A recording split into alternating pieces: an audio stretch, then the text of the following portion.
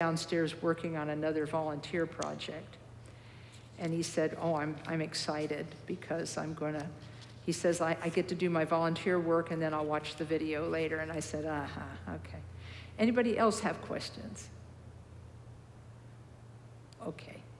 Well then, we're going to start in a traditional Buddhist way with a prayer. You'll see this sheet has two sides. It has one side says refuge prayer, and that's the side we're going to be looking at. Okay, so we'll start with that. It's traditional to turn to the Buddha as the teacher, turn to the Dharma as the path, and turn to the Sangha, or the community of practitioners, as one's community. And this is always recited at the beginning of Buddhist classes as a way of setting our motivation for the class. So we'll recite this 3 times in English. In the Buddha, the Dharma, and the assembly most excellent, I take refuge until I reach enlightenment. By the merit of generosity and other good deeds, may I achieve an enlightenment for the sake of all beings. In the Buddha, the Dharma, and the assembly most excellent, I take refuge until I reach enlightenment. By the merit of generosity and other good deeds, may I achieve enlightenment for the sake of all beings. In the Buddha, the Dharma, and the assembly most excellent, I take refuge until I reach enlightenment.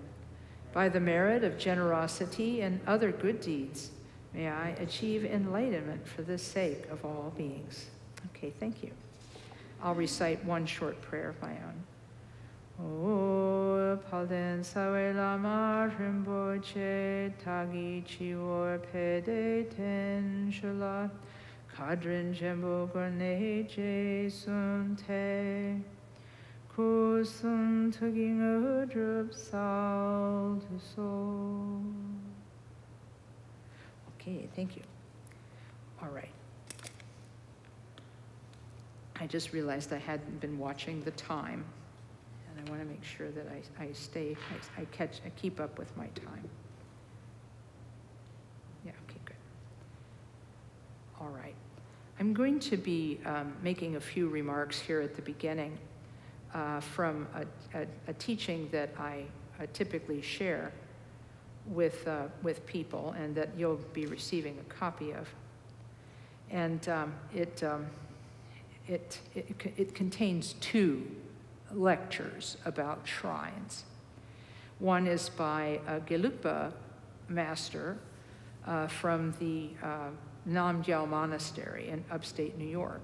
The other one is a teaching by my own teacher, Khenpo Karthar Rinpoche.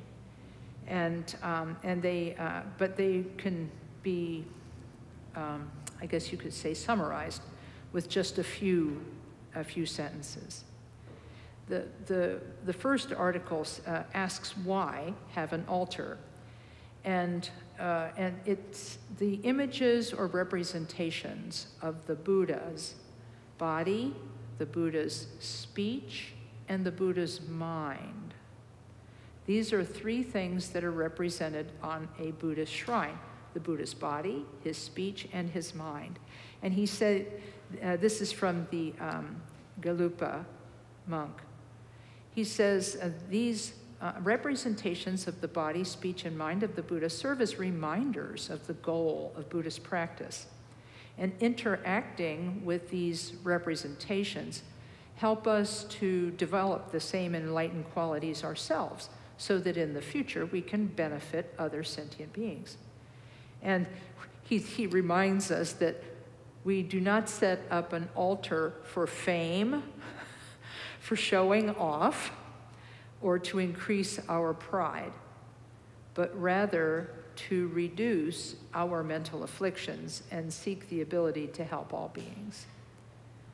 And so that's a little bit of an introduction. Now, many people will ask, where is the best place to put a shrine? Where is the best place? Well, the best place for an altar really depends on your situation. If you have a big place and you have a separate shrine room, wow, that's really amazing. I have to tell you that when I first started practicing, I had a very small apartment, and so my shrine was on a small orange crate in a corner of my bedroom. It was kind of small.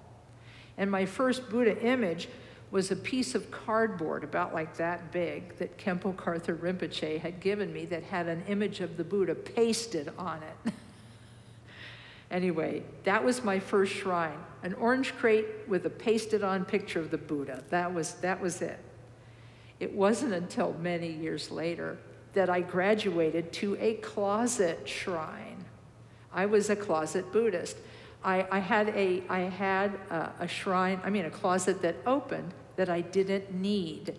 So I put my shrine inside the closet, and then I could close the doors when I wasn't practicing meditation and open them when I was. After that, I graduated to yet another apartment, and in my next apartment, I had a sun porch, and it was enclosed. And so I was able to meditate on my sun porch for certain months of the year. So I had the shrine out there. But it wasn't until we got a much larger place that I was able to have my own shrine room. I felt like it was a great day for me. It was like, yes, I can have my own room. It's really the best, because then you can do with it whatever you want. But you don't have to worry if all you have is an orange crate in a corner of your bedroom. I have a friend who showed me how to solve that situation. I was looking at her home, and she took me to her bedroom, and there was this Japanese screen.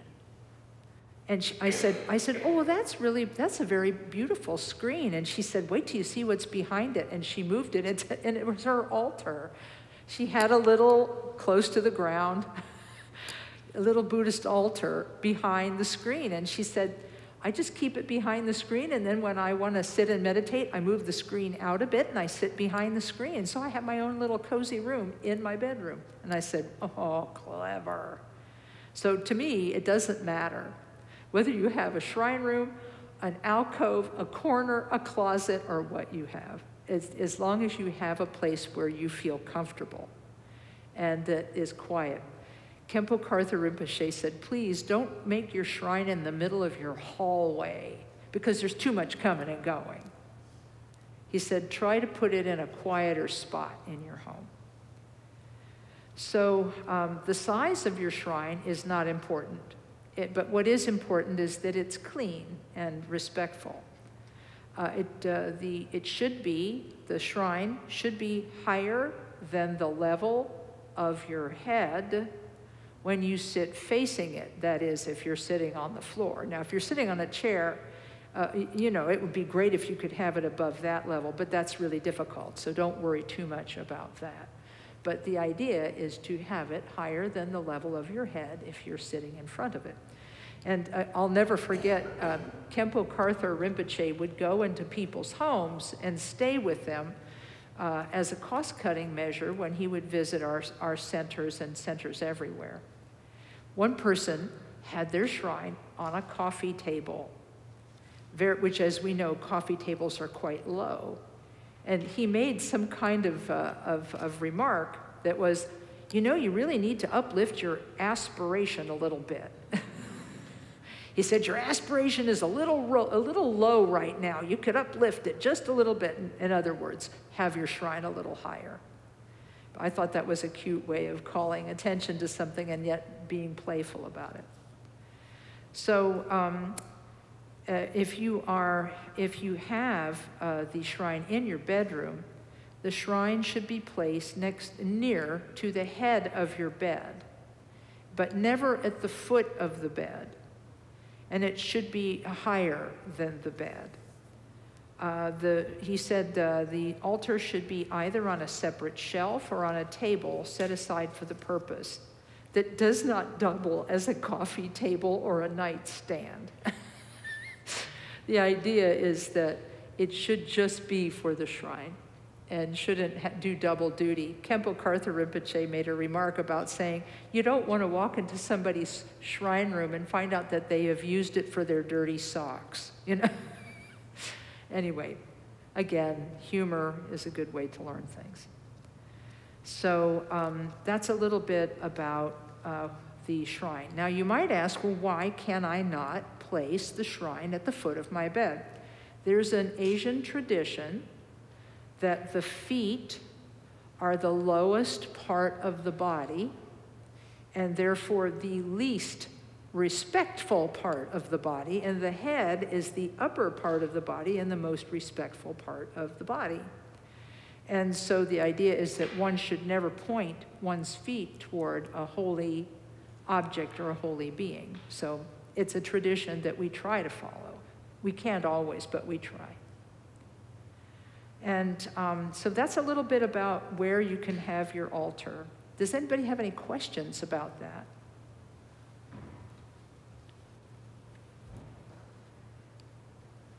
Okay, just checking. Okay, all right. So the next thing to talk about are the sacred objects and what they represent.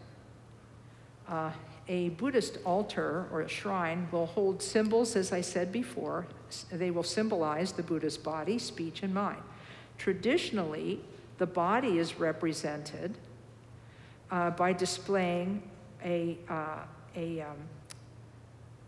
image of the Buddha, whether it's my little pasteboard, my little pasted cardboard, or a statue, or anything in between. So that's what represents the Buddha's enlightened body, the actual form of the Buddha.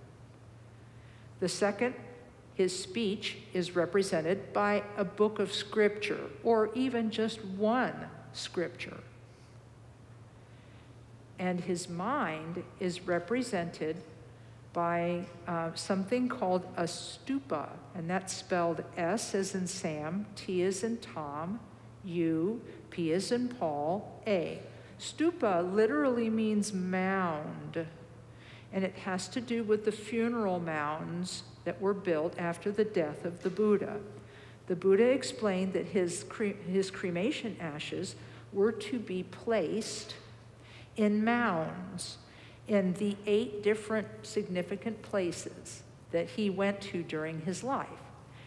Some of these, a mound was raised where he was born, where he attained enlightenment, where he began teaching, where he returned from the God realm when he went to visit his mother there, and so on. There are 8 different ones, and I may not be able to bring them back from memory right now, but these mounds eventually morphed into the design of a stupa that we see today, which consists of a square throne upon which sits geometric shapes: a square, a circle, and a triangle that represent the Buddha's body, speech, and mind. And we have one such stupa outside in front of our building on the handicap ramp. And it has relics in it. It actually has Buddha relics inside it and is a source of blessing to everyone who sees it. But its geometric shapes suggest a Buddha sitting in meditation. And that's because not everybody can be artful and make an image of the Buddha, but you can make these geometric shapes. And so this stupa symbolizes the Buddha's mind, because it is said that the Buddha dwells in the stupa, that because there are relics in the stupa, that the Buddha's mind actually is dwelling there. And so you can honor the stupa and honor the Buddha's mind by honoring the stupa. Now, let's say you don't have a stupa. No problem. They invented this thing that's amazing. It's called the internet. You can download a picture of one and put that picture on your shrine. You don't have to have a physical one. And so the little scripture, the little scripture that you get can be even just a Dharma book if you don't have a Buddhist scripture on hand. I mean, not too many people have Buddhist scriptures on hand.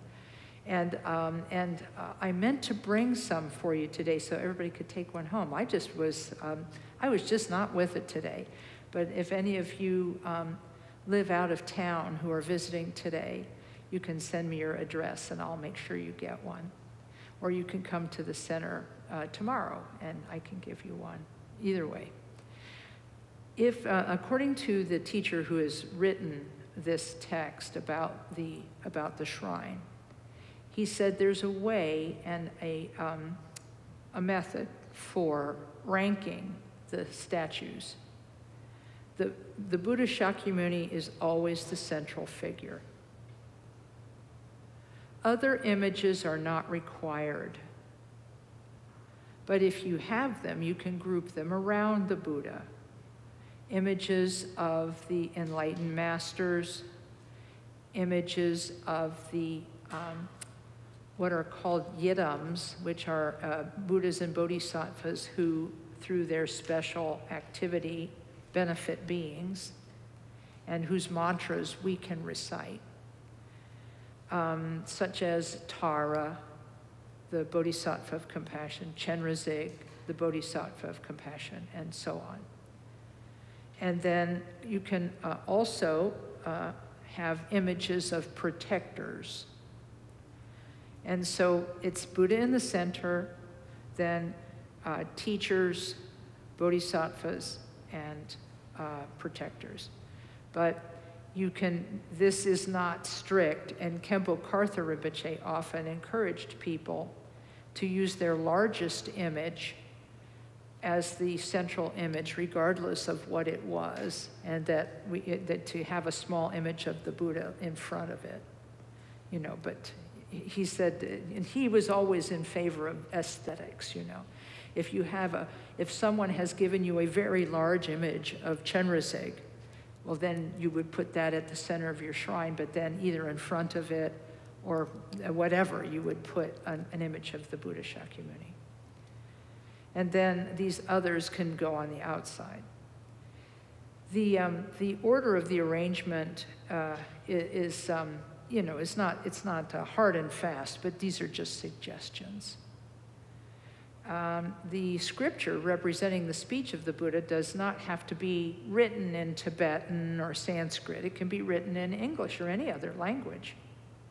It can be, if you want to represent all of the Buddha's teachings in one little scripture, that one little scripture is the Heart Sutra.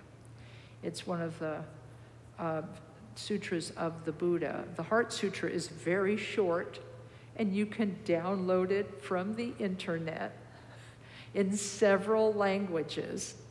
Fold up the piece of paper that you have printed out, cover it with a nice cloth, and there you have your Buddhist scripture. What I was going to give you today is just a very small booklet of the Heart Sutra that's only about, maybe 4 inches by 3 inches. It was really small. But it is the Heart Sutra, and if you wrap it in cloth, you can place it on your shrine.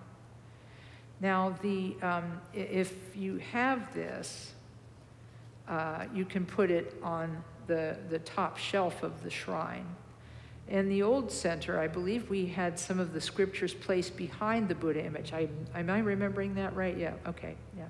The Gelugpa Lama says you can put them above, but that's a little inconvenient. So on the same level as the Buddha statue is good. And then the mind is represented by the picture or the stupa, the picture of a stupa or a stupa. So you can put those there. Here's what the teacher says. If your altar is 3 levels, you can put the Buddha on the 2nd level and the scripture on the top, or as we did, put the scripture right behind the Buddha. It's okay. So if your altar is on 1 level, the order can be like this, from left to right: the scripture, the Buddha and the stupa. But I've seen it done the other way as well. So I think, again, there's no hard and fast rule.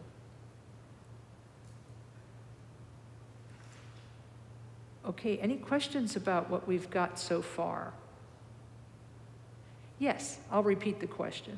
Yeah. Why do you cover the scripture in cloth? Oh yeah, why is the scripture covered with a cloth? The scripture is covered with a cloth to show respect, mainly. It's like putting a pretty gold frame around your picture of Aunt Betty. You know, it's like there's like this sense of honoring it by giving it something special. As a matter of fact, those of you who might have come to KTC a little early today might have gone downstairs and seen the mantra crew at work down there. They were using saffron water and a little yellow food coloring to paint over strips of mantras that will later be dried and cut and then rolled into large cylinders of mantras that will then be placed inside our Buddha statues when we put our 3 big Buddha statues on this shrine sometime next year or the year after. They will have a lot of mantras inside them. And so this same principle is that you wind the piece of mantra around an incense stick, you glue it so that it's this little cylinder, but then you put a little jacket around it. They actually have us gluing little cloth jackets on the outside. They don't have collars, they're just cute. You know, they're not that kind of jacket. Anyway, so you get the point. Other questions that people might have? Yes. Well, that's an excellent question. I personally feel that that they're the same. I think that there is the altar or the shrine can be, I mean, pretty much in English, altar only refers to the actual physical structure of an altar or shrine. But interestingly enough, I don't think altar, but in some Christian places, the altar really is the whole area at the front of the sanctuary. So you could probably use them interchangeably. Shrine is also the same. It's the actual construction that you put the images on, but it's also, this whole room is called a shrine room. So, or if we were so inclined, we would call it an altar room. But we mostly use the word shrine in English. But thanks for asking. Any other question that people might have? Good so far? Good so far. Okay, very good. And we'll get to your question on color shortly. These objects on the shrine, remember they stand for the Buddha's body, speech, and mind, right? Well, you can also have representation of the 3 jewels of Buddhist refuge. Remember the Buddha, his teaching, and the order most excellent that's mentioned in the refuge prayer? If there's only a statue of the Buddha Shakyamuni, you can think that the Buddha Shakyamuni represents all 3 of the 3 jewels of enlightenment. You know, his body is the Sangha, his mind is the Buddha, and his speech is the scripture. I mean, so you get the idea. If you just have one image and it's just the Buddha, that's fine. You can also, if there's a scripture, well, then that represents the Dharma, the jewel of the Dharma. And if you have the stupa, you can think that the stupa is the awakened one, or the Buddha, and the actual Buddha image, that's your Sangha.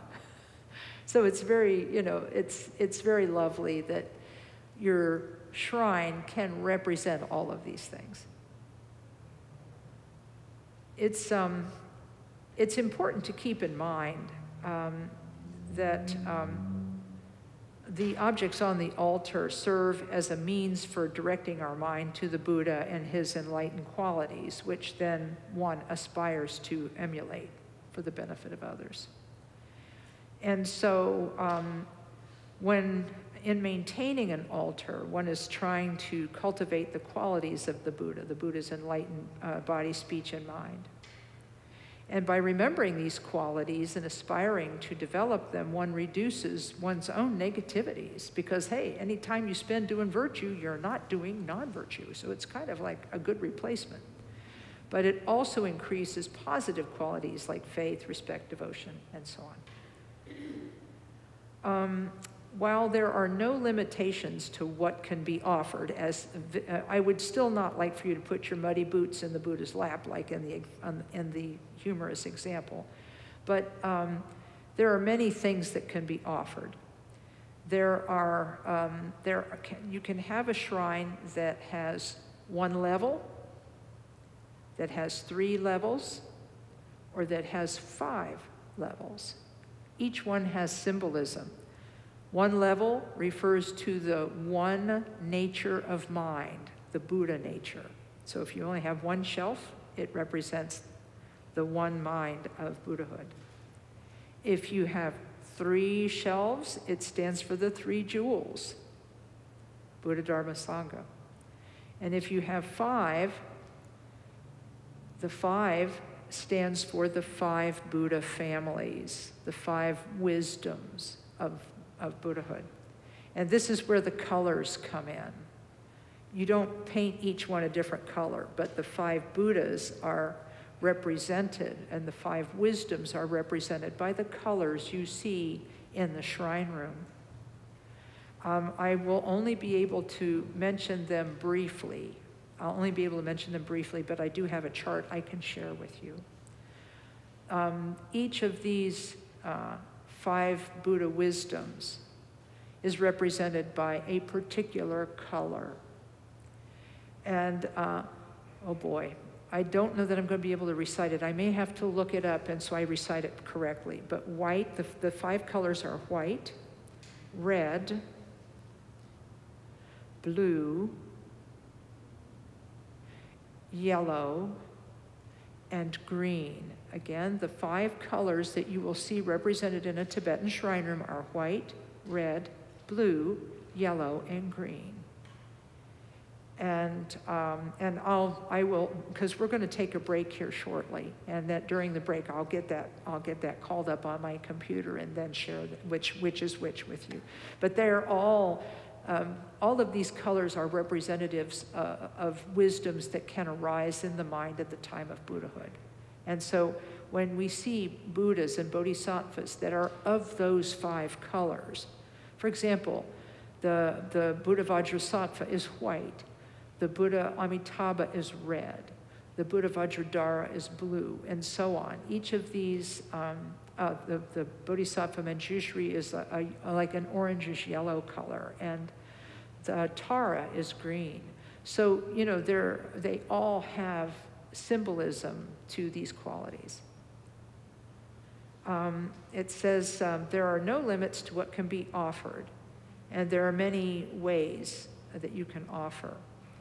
And in the Tibetan Buddhist tradition, it's customary to offer 7 or 8 bowls of offerings in front of your shrine. 7 is the most traditional, but many add an 8th bowl. And I'll get to that when we bring the table to the front and start walking through them. And so I think what we'll do is, because of the time, it's about 10 minutes to 11, and we're due to go till 12. So what I'd like to do now is I'd like to take a 5-minute break so everybody can stretch their legs, use the restroom. I'll make it 7 minutes. I'm going to give you 2 extra minutes. And this will give us a little time to bring our pretend altar to the front, and then we can walk through the offerings. And we'll have you gather on either side of it. You can get a little closer. You can bring your chairs and sit up closer during the break. And then that way we'll have a clear shot for the camera, but at the same time you'll be able to sit up closer and see, okay? All right. So we'll take a short break, and if you want to pause the recording, we'll resume when we get done. So see you in 5 minutes.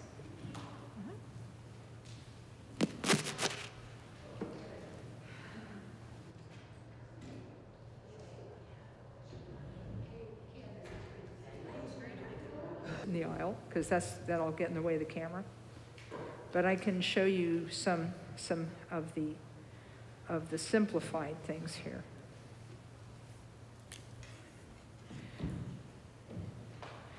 Okay. Okay, here we go. All right. Okay, I just had to bring up the teaching. There's going to be, I'm going to do two things. First of all, I'm going to talk a little bit about, if you could clear the aisle for the camera, you can come up close on either side. Yeah, we just need to keep the aisle clear for the camera. So these are you'll see these on the bottom of this altar. There are flowers on either side, but the 7 or 8 bowls are water, water, and then a representation of flowers, incense, lamps, perfume, food, and music. And so and I'll explain the symbolism of each of these offerings after I introduce a little bit about each one. The symbolism of these is that, well, I think I'll go ahead and do that part now. It's a little easier for me. The first is a bowl of water, and this is drinking water that's offered. And although, as I said earlier, the statues don't need to eat or drink, you know, when we offer it, we do it for the accumulation of virtuous qualities. And it's said that this simple offering is made before the compassionate Buddhas and Bodhisattvas. So there is water to alleviate the temporary suffering in realms where beings constantly suffer from thirst, but it's also offered so that ultimately the water of the Dharma teaching will alleviate the suffering of all beings. So that's it symbolizes the water that is the blessing of the Buddha's teachings that relieves suffering.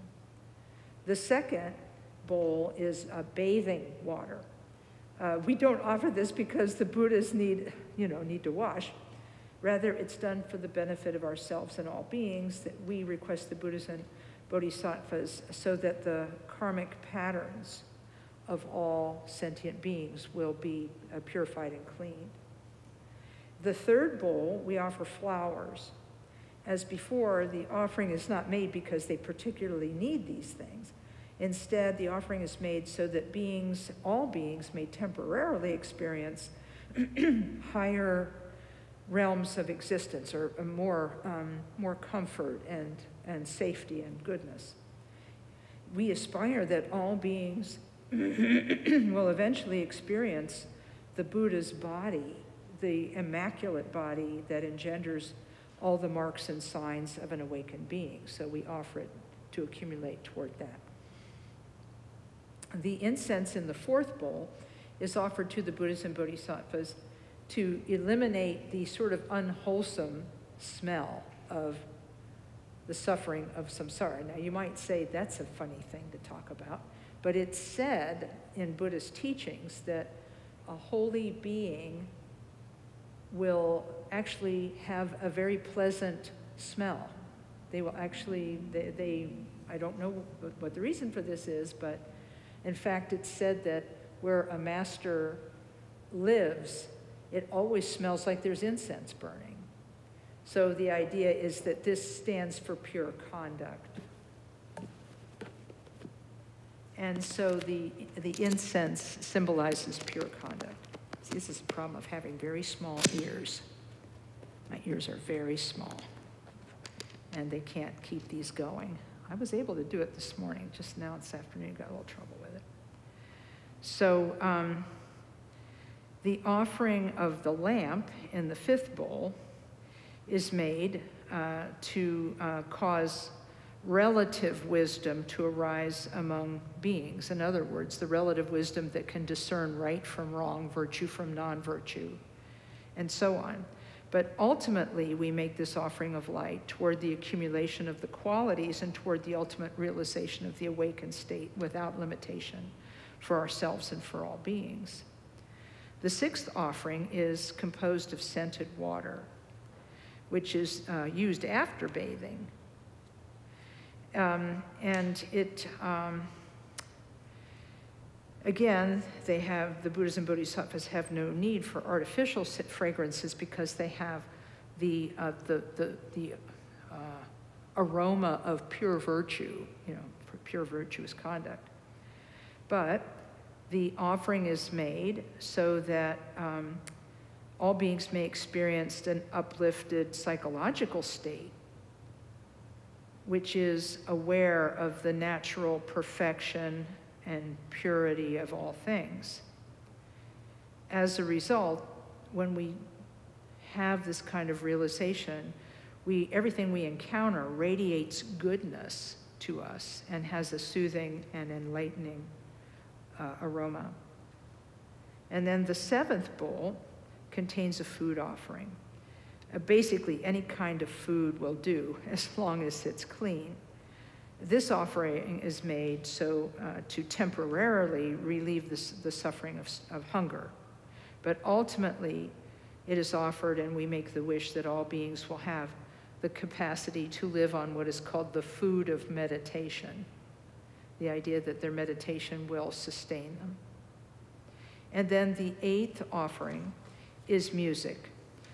This is placed by placing a bell or a specific source of music on the shrine. Now, the conch shell here, the small shell here, is representative of the conch trumpets that are used in a Tibetan liturgical orchestra.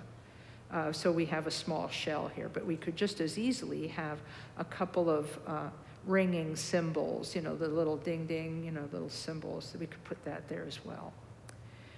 And, but basically, through offering the pleasant sound, we accumulate and ask merit and ask for the elimination of irritating sounds that cause fear among beings. But ultimately, we wish that the self-sounding nature of the Dharma pervade all sentient beings. So these are the symbols of these eight. Does anybody have questions about the symbolism? Yes? Not necessarily the symbolism, but I believe each one has a name. That's right, there are names. The person's asking what are the names of the offerings. These correspond to words in Tibetan Buddhist offering chants, because the chanting done at Tibetan offering pujas, or puja means like it's a practice session or a chant session.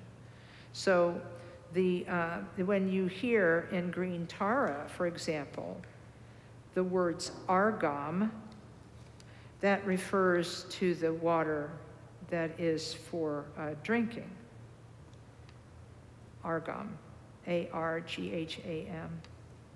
Padyam, which is spelled P as in Peter, A-D as in David, Y-A-M as in Mary. That's my best pronunciation guess of a spelling, but it might not be the way it's actually spelled. This is water for washing. Flowers are associated with the offering word pupe, which is P-U-P-E, pupe. Incense is represented by the word dupe, which is D as in David, U, P as in Paul, E, dupe. The light is associated with the word aloke, A-L-O-K-E. The perfume offering is associated with Gende, G as in George, E-N-D-E. The food offering is associated with the offering word Newade, which is N as in Nancy, I-W as in wow. I'm going to say Newade, I'm going to say I, D as in David, E as in Edward, Newade. I think it's close. It's not the spelling that you're used to, but that's the sound it makes. And the word associated with music offering is Shabda, and that's S as in Sam, H, A, B as in boy, Shabda, D as in David, A. Argam padyam, pupe dupe, aloke gende, nevade Shabda. And although we won't be teaching them today, there are mudras also to be used with these, but that would have to be a whole separate class, because otherwise we wouldn't be able to complete everything today. But that's, so did that get your question? Other things that people might, yes, yes, yes. Let me ask you first in case it's a technical question. No, it's a question from the Zoom group. Okay, sure. She says, Judy says, my shrine is a small desk with 2 levels. Should I try to make a 3rd level, or is it best to rethink my shrine and get another structure in which to place the sources of inspiration in a proper setup? Yes, the answer to that is there is an easy way to do that, Judy.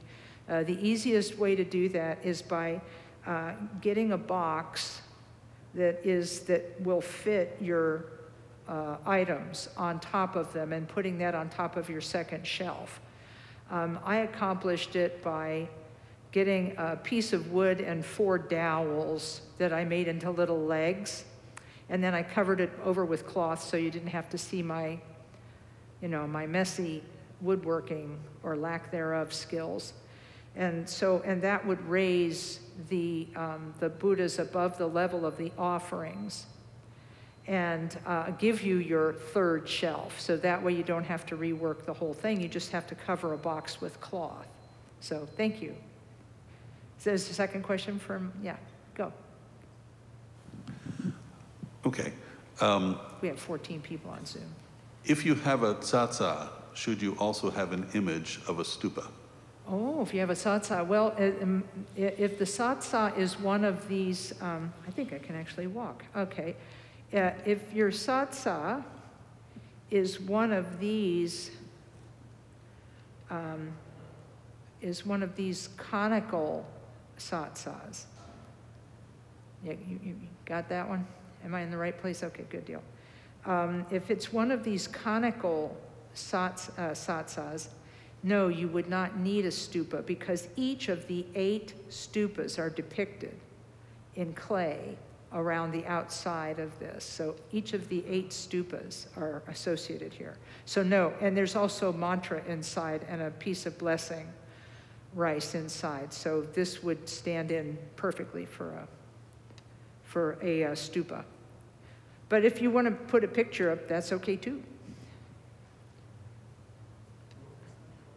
That's called a tsatsa, and that's T as in Tom, S as in Sam, A, T-S-A, satsa.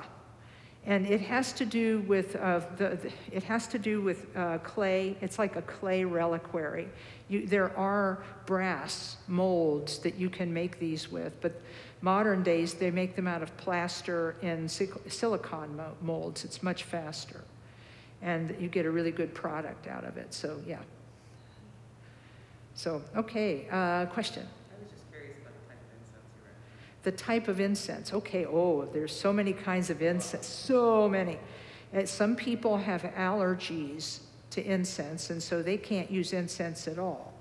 But if you don't have an allergy to incense, then I like, personally, some of the Japanese incenses are very nice. They have a light fragrance. They're very nice. But this is a Tibetan incense. And Tibetan incense has a mixture of different things. Sometimes you'll get a little sandalwood, and it'll favor sandalwood over just about everything else. But sometimes there'll be other aromas as well, as cedar, juniper, and so on. And my favorite incense, personally, is the Bhutanese incense, which is very dense. So that's my favorite. So, yes?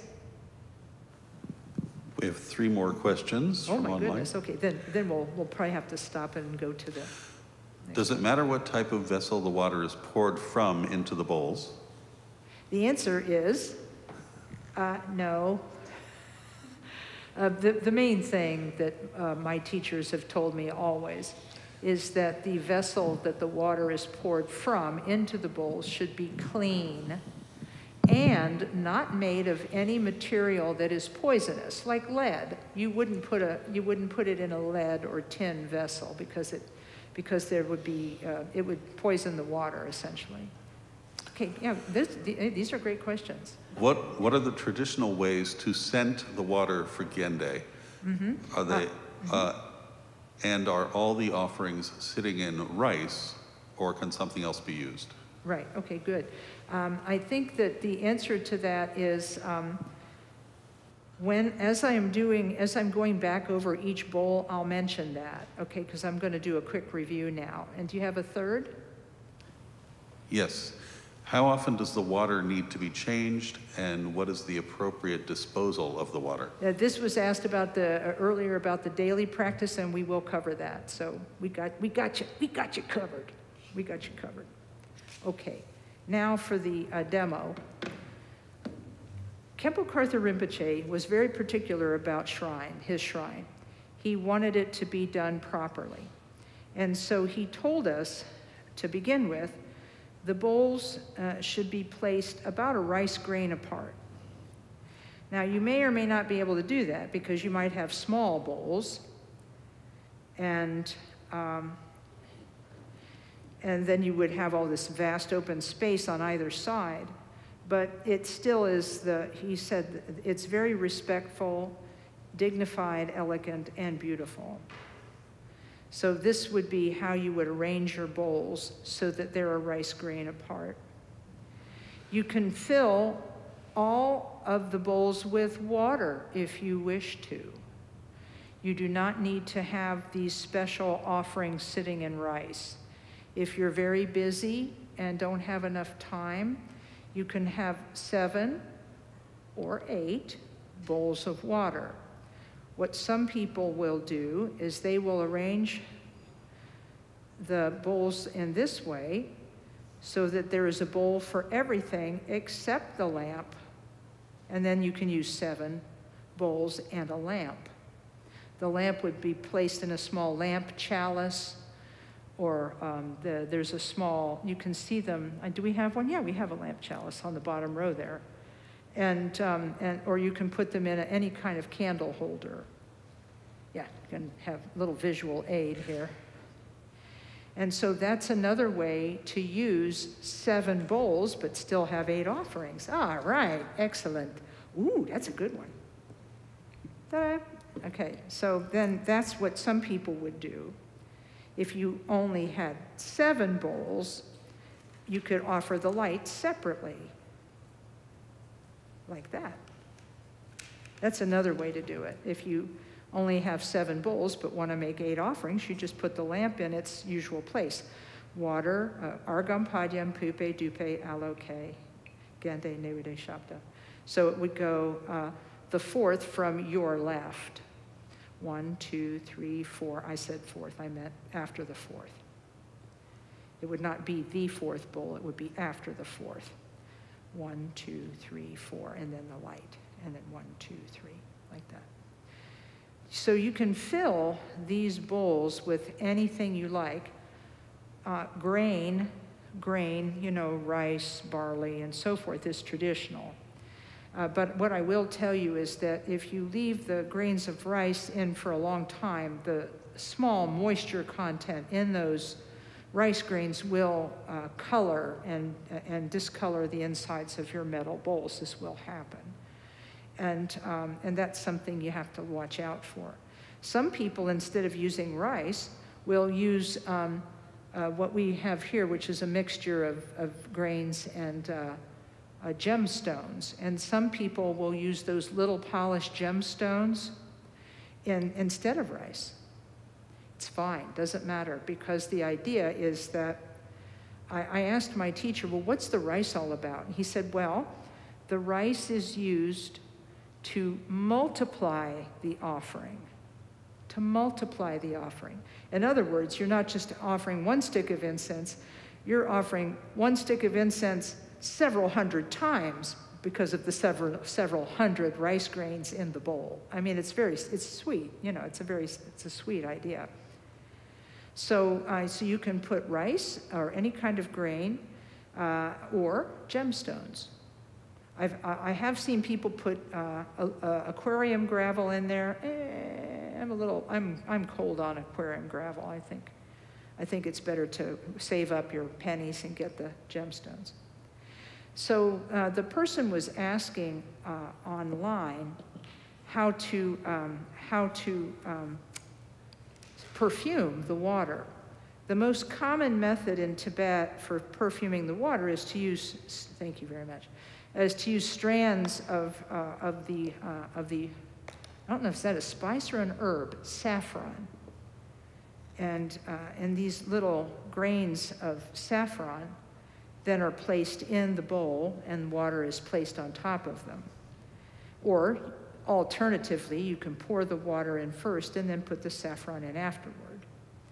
And so this is the most common method for perfuming water, although I have actually seen people have a little perfume bottle and then put a drop of actual perfume in it. So but these are the two methods I've seen used most of the time. So Yes. essential oils would be okay? Essential oil, yeah, I think that would be nice. It would give it a nice smell. Now, the other question that was asked from the web, if I remember correctly, was about the daily practice. Okay, the daily practice, and I'm going to put this guy back here. Okay. When, oh, by the way, when your bowls don't have water in them, when they don't have offerings in them, they're typically turned upside down.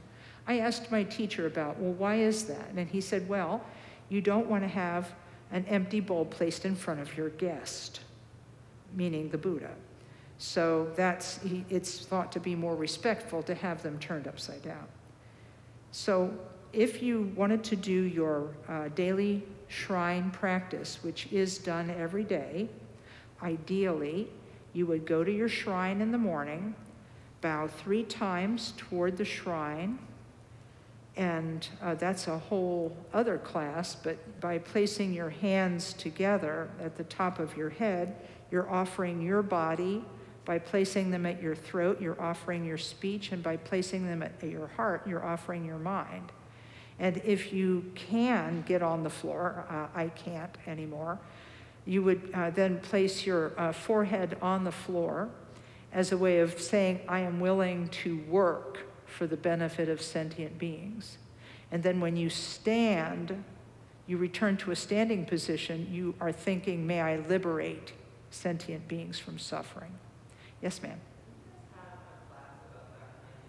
Yeah, we can definitely do that. We can definitely have a class about this type of, yeah, I think that would be a fun class. I think it would be really fun, because then we could talk a little bit about the meanings of such things as the rosary and the mudras and things. It'd be fun to do. Yeah, this is why we're so excited to have this building, because now we can do things that we weren't able to do for a few years while we were in between. So in any case, a person would go to their altar and bow 3 times to the Buddha and so forth. And then after bowing 3 times to the Buddha, one would go, I'm going to do this from the back so that I'm not in the way of the camera, but you would turn your bowl up and put, see if I can do this without making a mess, Juliana. See, I may get lucky here. And then you would put a small drip of water in it. So again, you don't have an empty bowl in front of your guest. You turn up your second one, and you can either put a little of this water in here, or you can pour some in. But often what will happen is they'll put a little bit of water here, and then it'll pour into here, and then it would pour into here.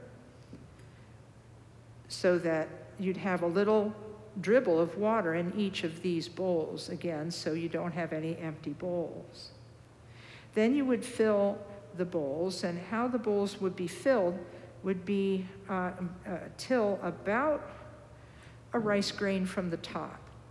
I tell people, don't go quite that high because it'll be messy when you try to take it down. But this is the instruction, that it should be filled almost to the top, but not quite.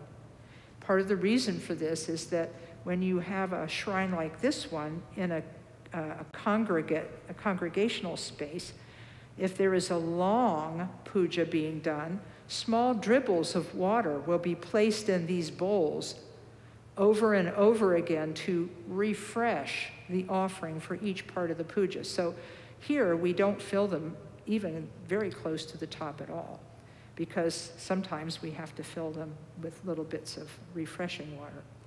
And you might think, well, what do I do while I'm doing this? Do I chant something? And I tell people, if you know the refuge chant, it's a great thing to chant. I take refuge in the Buddha, I take refuge in the Dharma, I take refuge in the Sangha. You can just recite that. I took up this tradition when I was in 3-year retreat.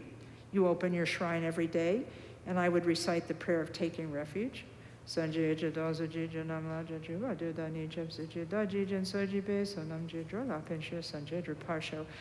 I formed the tradition, this is not taught in Buddhism, but I formed the tradition of thinking about my parents and feeling gratitude. I mean, not everyone gets along with their parents, I understand that. But I felt a lot of gratitude to my parents, because without them I wouldn't be here, and I wouldn't be able to do this. And so I feel some gratitude, and I pray for them in my morning prayers. And again, this is just a Kathy thing. This is not a Buddhist thing. It's just a Kathy thing. And then you would take your little bits of saffron. I've got like a pinch of saffron, and you put that in your bowl. And that's how you would open your shrine. Now, if you want to go all out, what you would also have, and we have to do this at some point, is there is a tradition in Tibet of taking a small vessel of water. It's got a really pretty little curved spout and a feather whisk on it, so it looks really fancy and handsome. It's called a bumpa, B-U-M-P-A, or vase. And then you would pull the feather whisk out, and you would sprinkle a little water on the offerings that you just made to purify any bad attitude on your part or any mistakes in the offerings. Because we're human and we tend to have doubts. And so that's what they would do. They would sprinkle it with a little water. Some people would just use a stick of incense and a little bit, and they'll sprinkle it 3 times. There are a couple of different mantras you can use for this.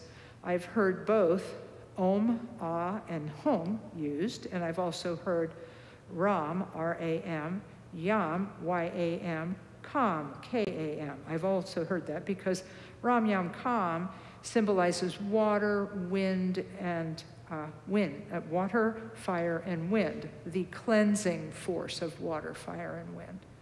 And Om, Ah, and Hum, O-M is the first one. Second one is Ah, A-H. Third one is Hung, or Hum, H-U-M. Om Ah Hung is an offering mantra. It has lots of symbolism to it. It can be symbolic of the Buddha's body, speech, and mind. It can be symbolic of offering.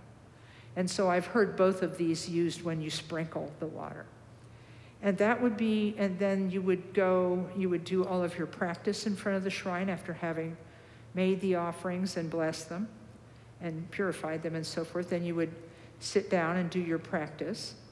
And then you would go about your day. When you came home at the end of the day, you would go back to your shrine. For the evening shrine practice, you would do your bowing in front of the Buddha. And then after bowing in front of the Buddha, you would return to the shrine. You would do your evening prayers. And then the last action of the day would be to take the offerings off of the shrine. It is customary, because people don't have the kind of money to make big offerings all the time. The custom is to keep the bowls with rice in them intact and not take the rice out. That's customary in Tibet because nobody was wealthy, and you can't throw throw food out for the animals every night. It just can't be done. So what they would do then would be they would dispose of the water, and you would dispose of the water going in the opposite direction. Yeah, you have, I didn't think about that part. Oh yeah, I remember, you have this really cute, yeah. It's cute, it's got flower petals on it. Thank you. Isn't it cute? This is, I mean, if you're gonna have a trash bin, have one that looks like a lotus flower. I think that's awesome. And then you would take the water bowls off in the opposite direction that they were placed in the morning. You would dry out the bowl, making sure you get all the drips out because brass will stain. These are brass. Then you take this one off, and again, you can do mantra, like the compassion mantra, Om Mani Padme Hum. You can do anything while you're working on the shrine. And then place it upside down, and then the last one. And then what you would do is you would get ready for the next day. You'd prepare your offering jug for the next day, you know, with fresh water for the next day, and you'd be ready to go.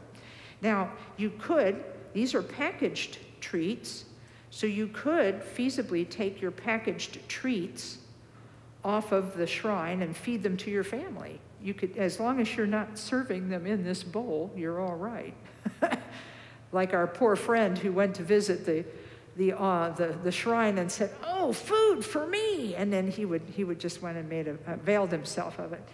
But so that's a little bit about the daily practice. Were you the one who asked about daily? Does this satisfy what you were curious about? Yes, it does. I was curious though, should the food offering presented as a packaged treat that should be replaced every day?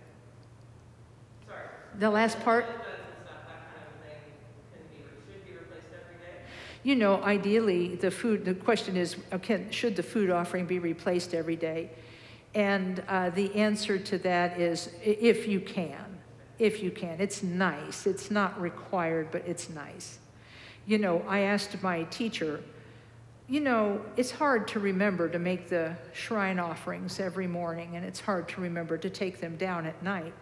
And he had a very simple answer to that. He said, "Do you eat every day? Do you drink water every day?" The answer is, "Every day, please." You know, again, because it's like anything else, consistency builds a sense of accomplishment. Consistency builds a sense of the sacred, because the more you interact with your shrine, it's actually going to feel better and better and better. So in this way, by interacting with your shrine every day, it feels like a really good environment. Now, yes, Don, did I answer all of the questions? I may have missed one. No, I think you answered all the questions I asked. There was one more question. Sure. Is it okay to use glass bowls for offerings? Is it okay to use glass? And the answer is absolutely. Yeah, thank you, Julie. Okay, yes, it is. You can use, for example, we have glass bowls here. And I use glass bowls. I have 2 shrines at home, a little one and a big one. And the big one has silver bowls with plastic inserts, you know, so that the silver doesn't get damaged. If you buy the footed Revere style bowls that are sold, you know, in department stores and online and so forth, these little footed bowls, then often they will come with plastic inserts. The silver-plated ones will come with plastic inserts, which will protect the metal. And I like that. I really like that one. Somebody gave me that set, and I treasure it. The only problem with silver, though, is you have to clean it on a regular basis or it gets really tarnished, because you have to try to kind of keep things nice. I'll never forget Khenpo Urgen Tenzin coming into a KTC center that will not be named for obvious reasons, in someplace else in the United States. It wasn't here. But he walked into the shrine room and he looked at the shrine and he was displeased. It was actually quite dirty. And so he took everything off the shrine, he dusted it. He actually went into the kitchen and cleaned the bowls. And then he made fresh offerings, and then he did his 3 prostrations. He wasn't going to do his 3 prostrations until he got the shrine the way he wanted it. It was very cute. Yeah. Oh, was that a question? No, I have 2 questions. Mm-hmm. So my first question is, I noticed your incense is very lovely and well made. Yes, by the way, did you do this? It's lovely. Oh, Judah did that. Okay, it's very nice. It is. So is that how we should be making our incense at home? Yeah, oh, I see. I don't make it beautiful like that. Yeah. Well, you know, it's like anything else. Yeah, it depends on what you have. What she's remarking about is this lovely arrangement where there's it looks like a little tower, doesn't it? It has one type of incense on the outside, another type of incense on the inside that's a little taller, and then like a pinnacle at the top. And this is I've seen this done a lot. And I think we have one here that has like little tape wound around it with a pretty design. I mean, there's all kinds of things you can do. But I didn't do any of those things. There are incense boxes that are where the incense is about that tall. And then you can push it down. You can just take the whole bundle out and put the whole bundle in. Or you can put 3 or 5, and there's a special like design where you can cross it, where it's 3 incense sticks, 1, 2, 3, and then another incense stick put in front of the other, like an X. It's very cute. We've done that before here. And so that's not but does that answer your question? It does. And then I have one other question. Uh-huh. So is it, because I noticed we don't talk about lighting the incense. Right. Good question. Lighting on that. Yeah, yes, the question is, where do you light incense? Where do you light the incense? I'm really glad you brought that up, because the incense that is offered in this bowl is itself not burned. It is not burned in that bowl. What the Tibetans have done is that they will have a small incense burner placed in front of the shrine. It will either be on the first level or it will be on the floor in front of the shrine, so that the incense comes up. And so these are not lit. The incense that is displayed in the bowl. I'm going to make a joke and say, for display purposes only. But anyway, so did that cover your question? Did you have another? Oh, what happens if you really realistically can only do it once a day? Like you set up your shrine, you do your practice, and then you shut it back down again. You can actually, open and close it. Yeah, just like really quick. If you have only enough time to do that in the daytime, open the shrine, do your practice, close the shrine. Yeah, you can do that. Because I know how busy it gets. It can get really busy especially if you have children and pets, right? There's a lot. There was something I was thinking of saying, but I forgot. Yeah.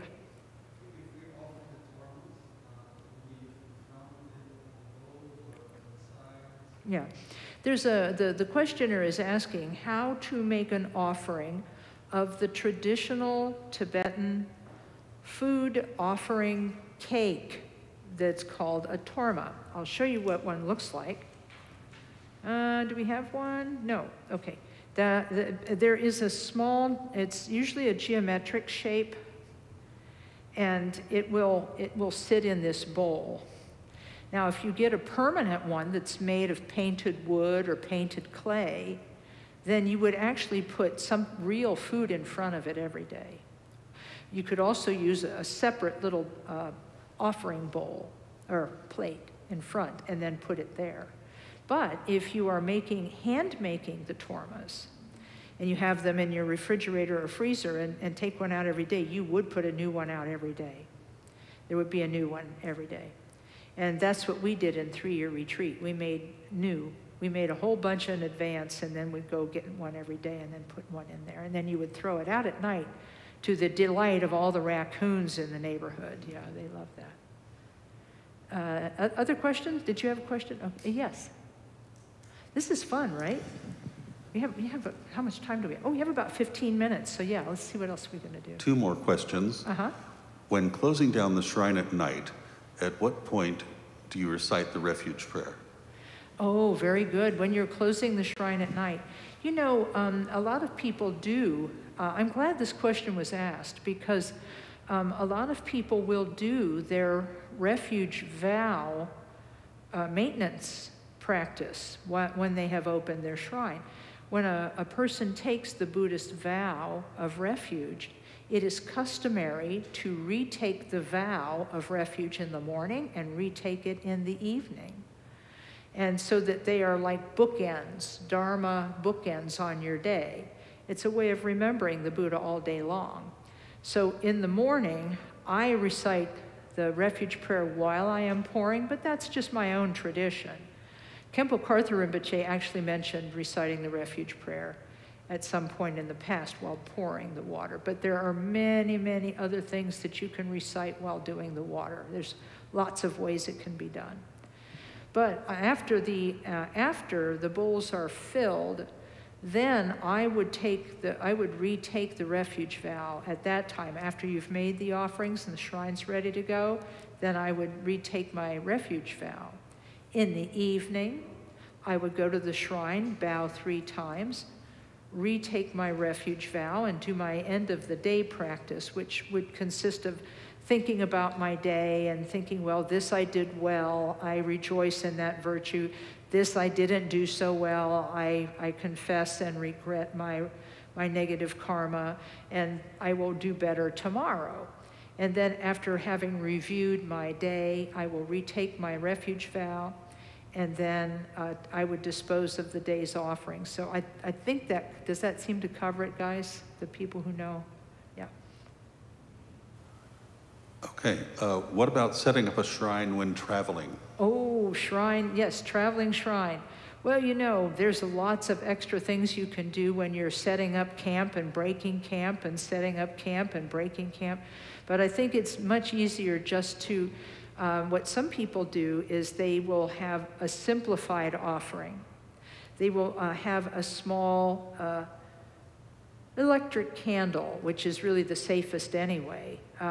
They would have a small electric candle. I've actually met people who have traveling shrines that's a little box, and you open it up, and it's like got a little Buddha inside it. It's like Buddha in a box, right? And then it's the Buddha is lifted off inside the box is lifted off the main level, and then they take out a single bowl of water, or they'll put a piece of fruit in front of the Buddha, or it's very sweet. The little travel shrines can be very simple. And where do you dispose of the water? The water is generally disposed of outdoors if you can, and you would dispose of it in a place where people don't walk, so people wouldn't be walking on the offering. Animals, well, the animals are going to go where animals go, but we're thinking people mostly here. And the same would go for any food that you would put outdoors, would be placed in a place where people wouldn't walk. But these are great questions. I'm thinking what I'd like to do now is if we could move this to the side for now. Yeah. Shrine team. I'll say some things in conclusion. Thanks, guys. Well done. Thank you to the shrine crew.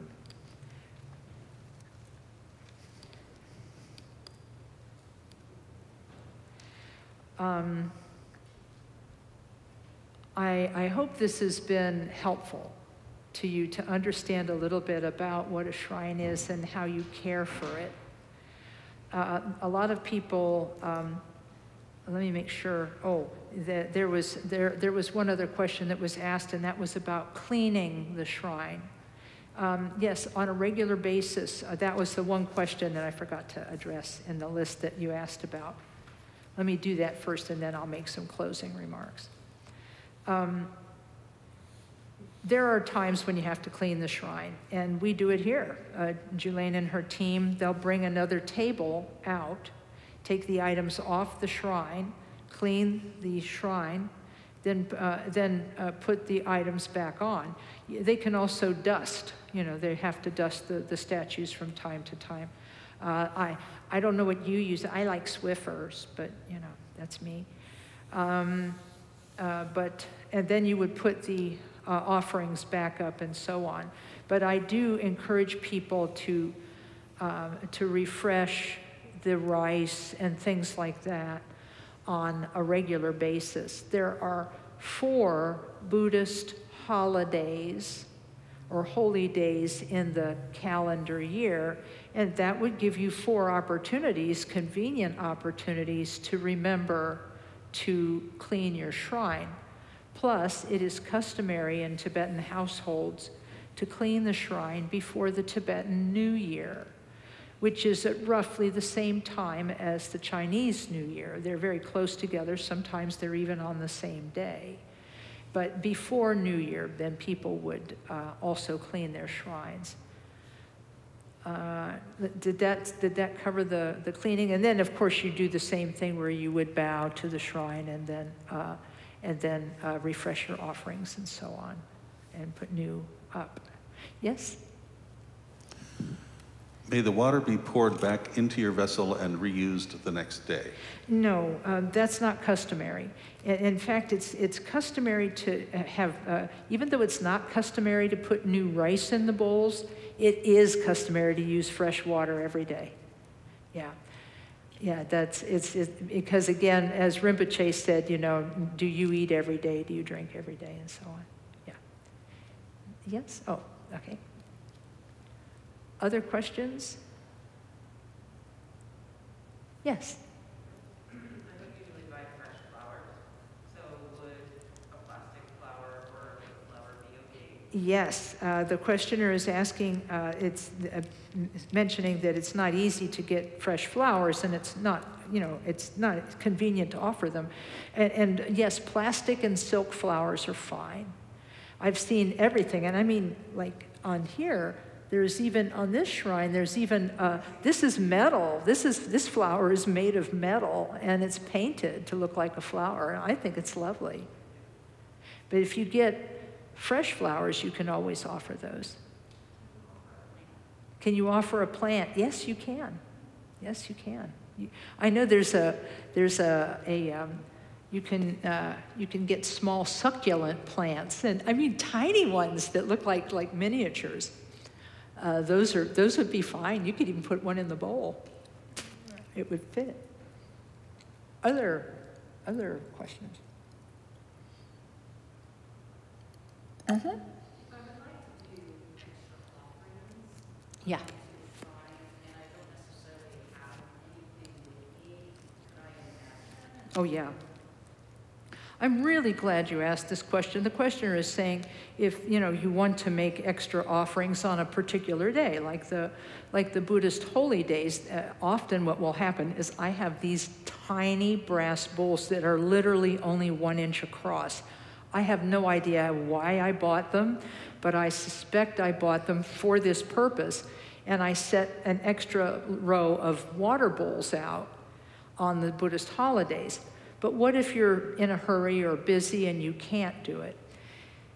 This is really an important thing, and Khenpo Karthar Rinpoche mentions it in his teaching. He said it's important to realize that the offerings you make on the shrine are just representational. They're just representational. They're just examples. He said you can close your eyes and imagine that you fill all of space with amazing offerings of all kinds, jewels, incense, lamps, perfume, everything. That you just fill the sky with beautiful things and offer those. So that's a really good, in fact, there's something called the 7-branch prayer that goes all the way back to ancient India. And it says, I offer these both in reality and with my imagination. And so you can make them really, really big because it's really, in a way, what we are always offering, always, like the subtext of our offering, is that we're offering our own body, speech, and mind, which is all we possess, truly. We only truly possess our body, speech, and mind, and we are in effect offering all of that in symbolic ways. And so the mental offerings are fabulous. And in fact, you can make those mental offerings anywhere.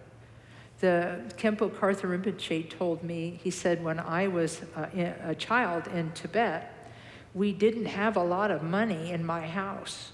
In my household, they lived in a tent, and they were nomads and followed the pasture land for the seasons of the year. And he said, we didn't have a lot of money. So he said, what we did was that we would offer anything beautiful we encountered. He said that the sky, and I'm looking at the sky today, it is the color of turquoise. The sky today is this amazing, piercing shade of blue. You could offer it like the finest turquoise. He said the snow on the snow-capped mountains would sparkle like diamonds. And he said we would offer the diamonds that we saw in the snow.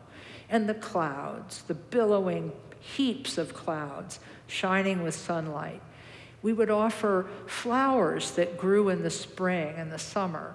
We would see anything beautiful we would see, we would mentally offer it to the Buddhas and Bodhisattvas for the benefit of all sentient beings.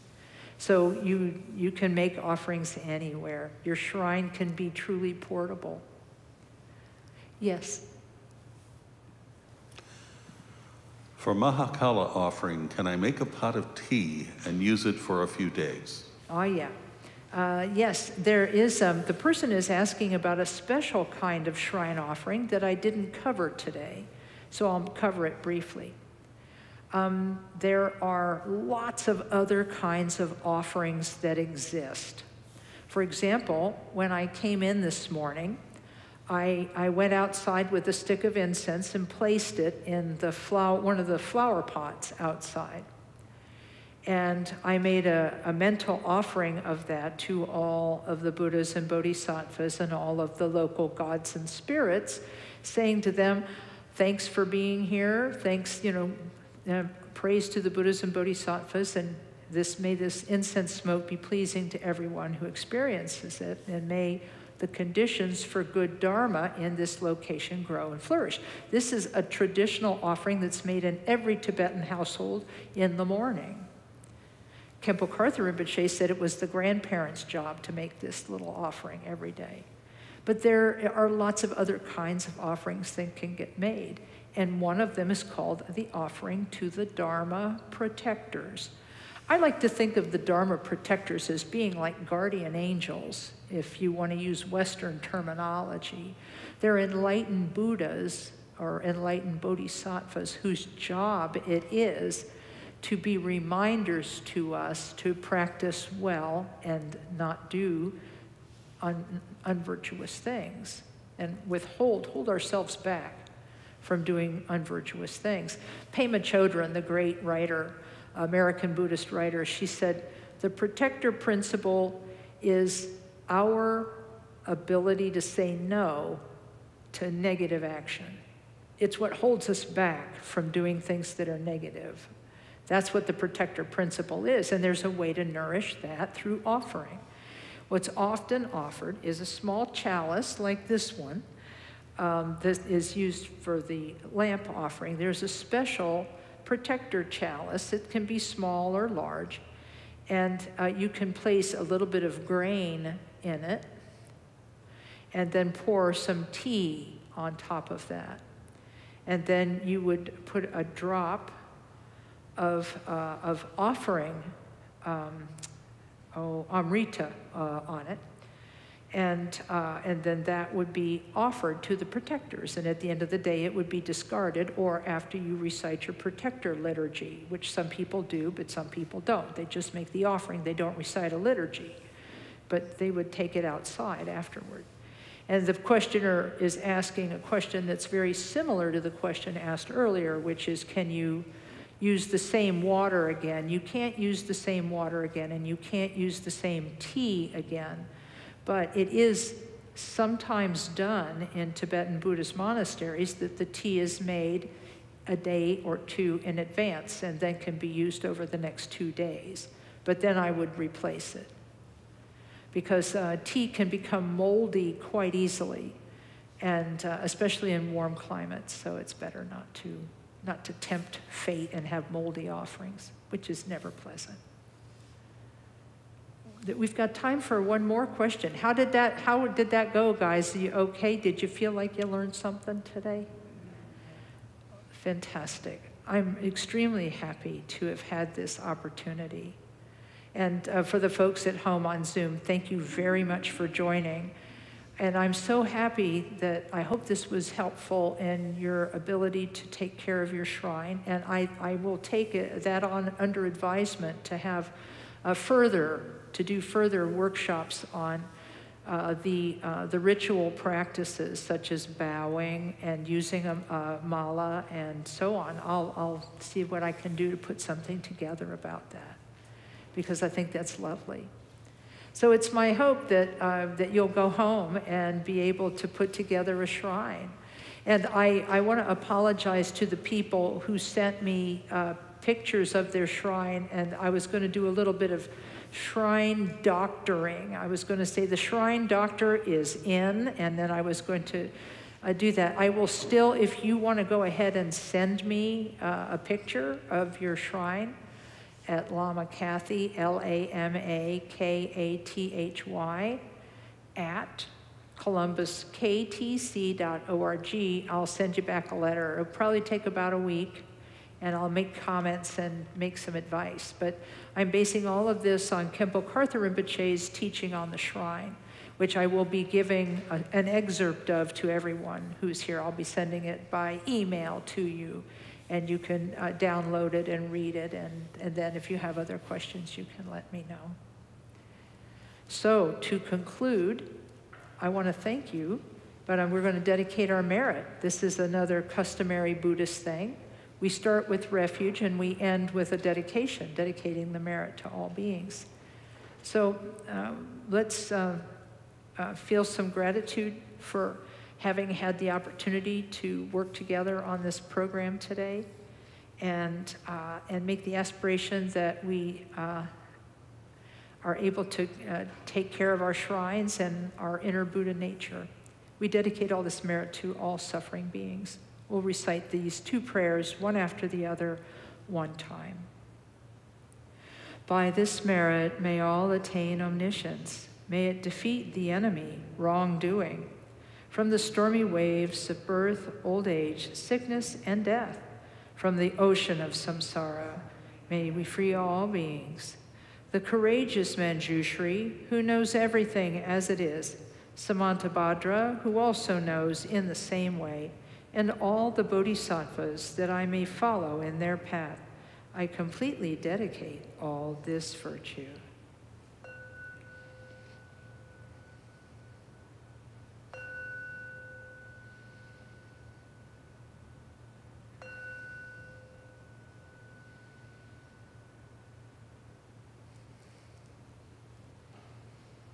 Thanks, everyone. And Julaine, would you like to have people help you put things away?